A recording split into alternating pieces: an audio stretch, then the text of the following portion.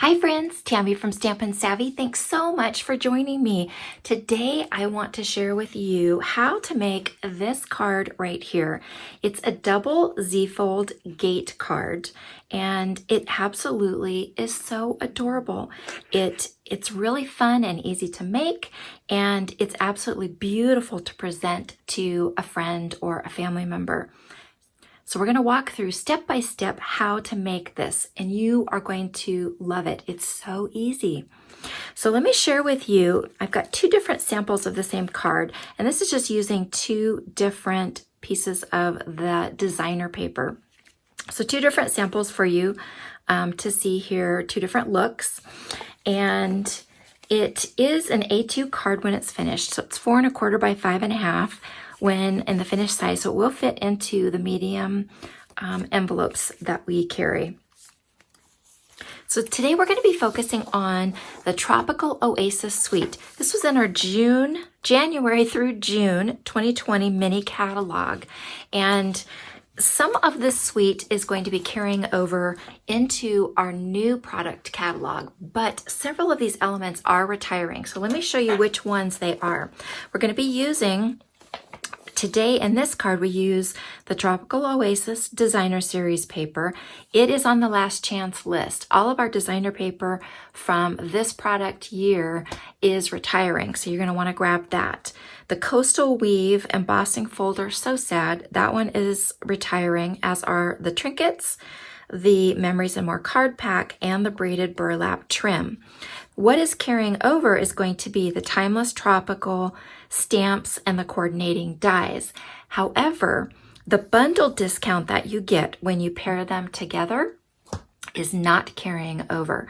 So if you want to save a little money, now's the time to grab the Timeless Tropical bundle so that you can save that 10%. Okay, so we're going to start with a piece of So Saffron 8 1/2 by 11 inch cardstock, and one sheet will make 2 cards. Okay, so what we're going to do is we're going to start on the short side, the 8 1/2 11 side, and we're going to put this in, and we are going to go to 2 1/8, and you've got a score blade and a cut blade. Your score blade is the lighter of the two, and we're going to score this, and you kind of want to give it some good pressure. Then we're going to slide it over to 3 3/16. So find the 3 and then go 1, 2, 3 tick marks over and give that a good score as well. Okay, now we're going to take it out and we're going to flip it around and we're going to do the opposite side, and we're going to repeat the same thing. So we're going 2 1/8.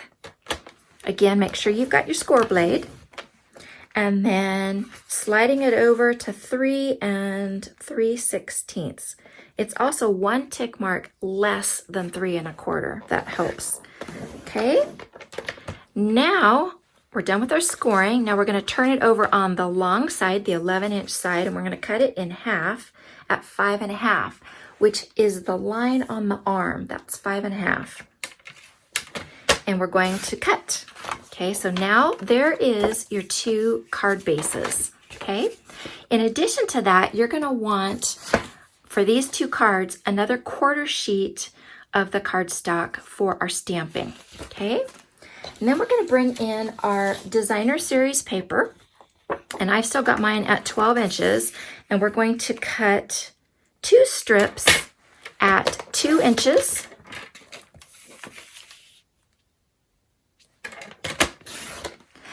If you're doing 3 cards, you're going to want 3 strips at 2 inches, okay?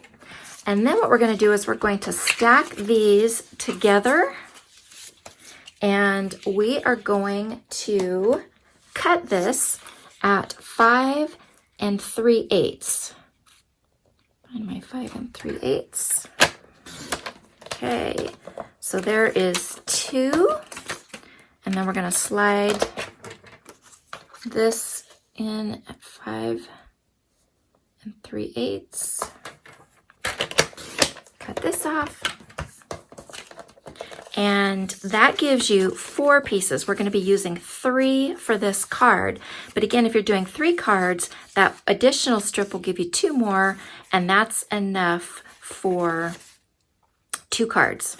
Did I say 3 cards? 2 cards. Okay, so what we're going to be using is we're going to use this side for the sides of the card, and then we're going to flip it over and use that for the center. That's the beauty of the designer paper, is that it all coordinates with each other.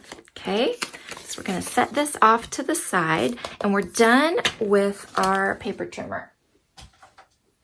Okay, so let's bring in the card base and grab your bone folder, and you've got 2 here in the center and then 2 on either side of that. So what we're going to do is you're going to fold under and under at the 2 center pieces, okay? And then the outside pieces go the opposite direction. So what you end up with is, from the back side, it looks like a gatefold, but it actually ends up being a double Z. Okay, so just like that. So that's the basis, that's your card base right there. So easy, right? Okay, so now we've got our cardstock, or I'm sorry, our designer series paper. And this is going to go here. This one's going to go here. And then the opposite side of this one is going to go right here in the center. Okay, so I'm going to go ahead and I'm going to bring in my multi-purpose glue here. And there actually is a pattern to this one. You can see that in this way the flowers are all kind of going upside down. So you want to kind of look at your pattern and see what direction you're going. It may or may not matter. Okay, and we're just going to center this into this panel here. Okay, we're going to repeat for the opposite side. Make sure I have the pattern face up. I do. Okay. And then for the center panel, again, we're going to do the opposite side. So now I'm going to glue on this side. Okay. And it's going to go right in the center here. Okay, so there we go. So far, so good, right? Okay. And I need to burnish mine a little bit better so it wants to stay down. Okay, so there we go. Now what we're going to do is we're going to be bringing in the Stitched So Sweetly dies, and we're going to be cutting 2 using this large, stitched scallop rectangle die. You're going to want 2 of these in Whisper White, okay? And that's going to be for the front, and then it's also going to be the back, so you have a place to sign it on the back, okay? So I've got 1 here, and I've already got my second one here that I've already done the stamping on, but I'm going to show you how to get those 2 colors on your sentiments. Really, really easy to do. Okay, so what we're going to be using for this is we're going to be using our Stampin' Right markers, and I'm going to be using coordinating colors. I'm going to be using the Old Olive, and then I'm going to be bringing in the Shaded Spruce. That's also the accent that I'm using for the leaves, is the Shaded Spruce. So those are the 2 colors that I have chosen. Now in this case, I'm going to be bringing in my Stamparatus. You don't have to do this on the Stamparatus, but I do prefer to do it on this, because sometimes when you're using the inks, it's not as vivid of an image as you would get when using the classic Stampin' pads. And so this allows you to do a repeat in the exact same place to get it to be a little darker if necessary. Okay, so on your Stampin' Write markers, you can see, let's get them both going the same direction. There's a thin line and a thick line. The thin line is your fine tip, and then your thick line represents your brush tip, okay? So I've got mine set up here, and actually I did that one. This is the one that we need to do. So I'm gonna take this out. Now I'm gonna show you how to do this one because this one's a little bit trickier because the Y comes down below this bottom line right here. So I'm going to show you how to do that. So what I like to do is between the two colors, pick your lighter color. So we're going to do Old Olive first. And then from the side, you're just going to let your pen just very lightly glide over your letters. And if you aren't sure that you've gotten them, you can kind of do them a little bit, you know, with the tip. But for the most part, you just want to kind of, again, let it gently glide over it. Don't rub too hard. You don't want to damage your brush tip. Just a really light touch is all you need. And if you get it on the base of the stamp, don't worry about that because the raised image is all that's going to show. Okay, I'm trying to make sure I get this on here real good. Okay, that looks pretty good. Okay, now we're going to switch to the darker of the two colors, which is shaded spruce. And now we're going to do the same thing. We're going to just let this glide across here and make sure that we get all of that lettering in. And then what I like to do is just kind of double check it. Now, when it comes to the tip here, or the Y, I should say, I am going to come in and I'm going to use just the tip just to get the bottom part of that Y. There we go. Just looking this over, make sure that I got everything on here. Okay, now the thing about using the Stampin' Write markers to stamp with is they dry very, very quickly. So while I was doing the second color, that first color is going to be pretty much dry. So what you do is you just hold this up really close to your mouth and huff on it with a really strong breath. And the moisture from your breath will re-moisten that ink so that you get a really nice, good image. Meanwhile, I'm going to go ahead and I'm going to take my die cut piece and pop it in here into the corner. You can see my breath on there. And then we're going to go ahead and we're going to give that a good stamp. And let's see how it came out. Oh, that's good. So we don't need to repeat that. That looks really good. Woohoo!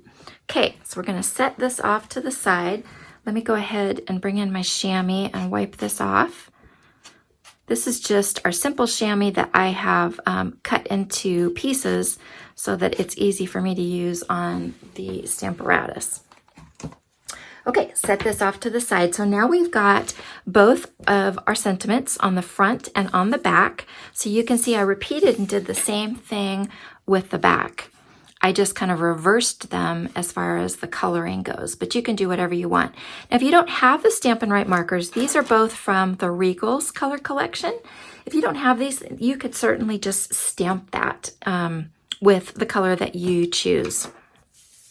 Okay, so let's set these off to the side. Now we're going to do our stamping of the focal point of the card. And I want you to see how easy it is to get this kind of faux watercolor effect. Okay, so let's bring in our Real Red Classic Stampin' Pad. Ink this up. Okay, now we're going to come in. Let me clean off, put that over there. Now we're going to come in with an aqua painter. Now these have retired, but we are coming in with some new watercolor pens, watercolor brushes in the new catalog. They're going to be a 3-pack of 3 different sizes. I'm really excited. But for now, we're going to go ahead and use these because we don't have the new ones yet. So what you're going to do, and don't squeeze, you don't need to squeeze. The nice thing about this is it feeds naturally. You're going to take and we're going to just blend this. We're going to take and let the ink create this watercolor look, okay?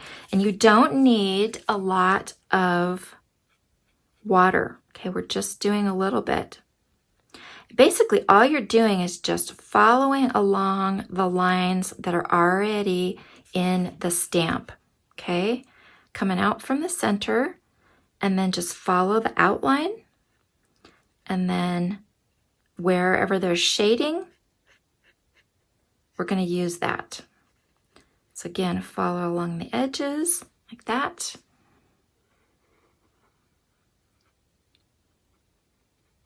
And then do this. Now, when it comes to that stamen there in the middle, we're not going to do that. We're going to leave that as it is. That's as simple as it is. Again, you don't want to use a lot of water, just kind of let it naturally feed. And you're just kind of using that ink to create that beautiful faux watercolored look. Now, if you wanted to darken it up, you certainly could do that. You just squeeze your pad. This is one of our older pads, but it works the same with the newer one. Get some in the lid, and then you could always pick some up with this, and you can also come back in and, add any, that you wanted to, if you wanted to make, any of these areas maybe a little bit darker or do a little bit more shading. So you can do it as simple as you want, or, really kind of go to town and get creative. Okay, now we're going to set this off to the side to dry. And then just wipe this off on your grid paper. Okay, set this off to the side to dry. Then we're going to bring in our In the Tropics dies, and you are going to just give this, you're going to die cut this on your die cutting machine.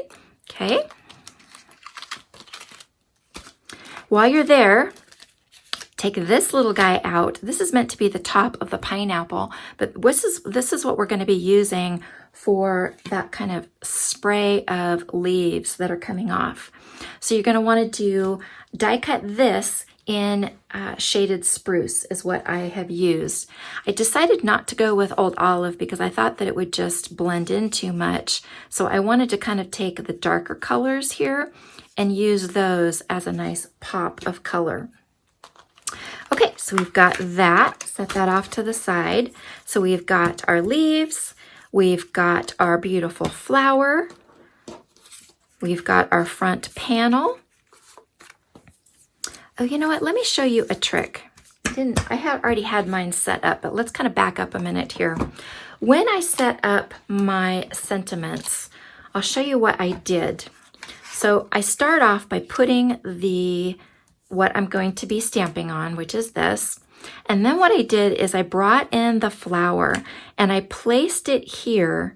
And then I took my stamp and aligned my stamp afterwards so that I could kind of see where I wanted it, so that I didn't get it too far up or too far down, that I would know exactly where I wanted it for that center placement. Okay. So that's an easy way for you to make sure that you get that sentiment in the place that you want it to. Okay, so really now it's a matter of us assembling it. So let's bring this one in. And this is going to be on the front. So let's start off with, we're going to go ahead and put this one on. So what I like to do is go ahead and line this up kind of centered. And then we're just going to put our glue, kind of know where we want to put the glue in that area right there. And let's go ahead and stretch this out. And it's going to get centered onto that panel just like that. Give that a good rub. That way, you don't have to worry about getting your glue extending over on the sides, because then it would stick, okay? All right, now let's go ahead and add our leaves coming off the side here, just like that. And then for the flower, we're gonna pop this up on some dimensionals, because this is our main focal point. This gets all the attention.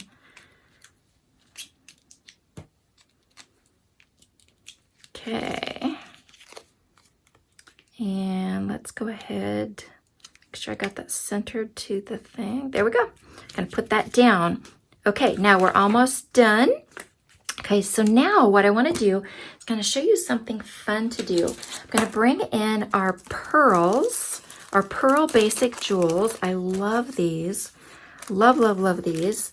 They are self-adhesive, really easy to work with. The sizes are consistent. You get 3 different sizes, so you get a nice mix of small, medium, and large.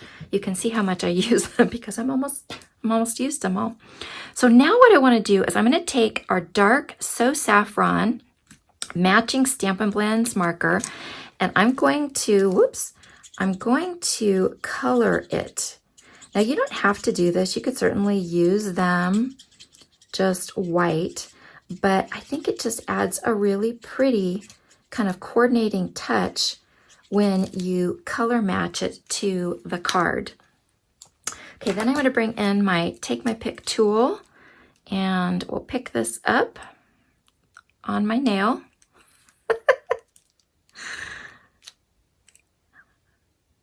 You know, it never seems to work on camera.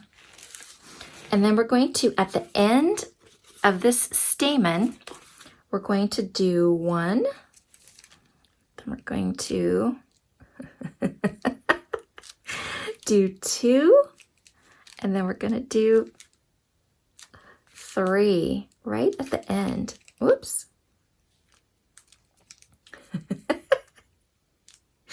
Oh, you just got to laugh.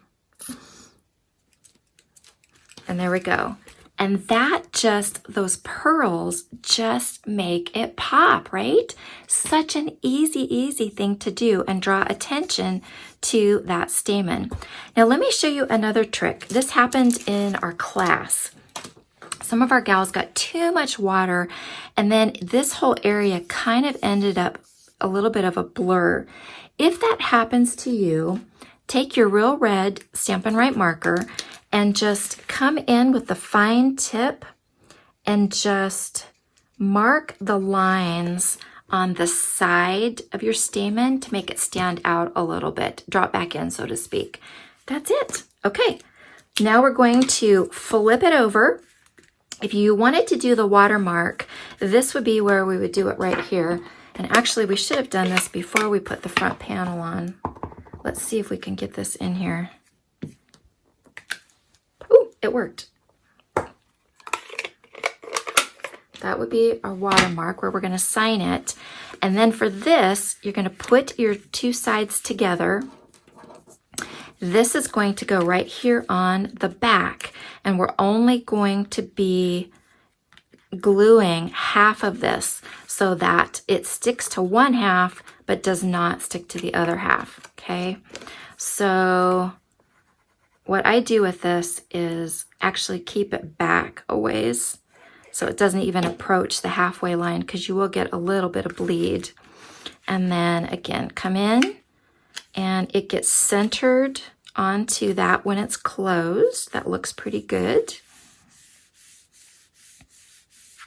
And then there we go. So that gives you a place to sign the back of it. And there is your card. Is that not just beautiful? And once you know your measurements for the scoring and the cutting, or the folding and the cutting, then you're good to go. This works with really any designer series paper. Anything that has a bold, a big bold focal point like this, you could use this same design. If you need any of the supplies to make these cards, you can find them in my online store at stampinsavvy.com/shop. I am giving away a free bundle a week, a Stampin' Die bundle, every week this month in May. It's May of 2020 right now, if you're seeing this when it first comes out. Use my reward code. It gets you all kinds of freebies, and I would love for you to enter the drawing for the free bundle. Thanks so much for watching. I really appreciate it. Until next time, bye-bye.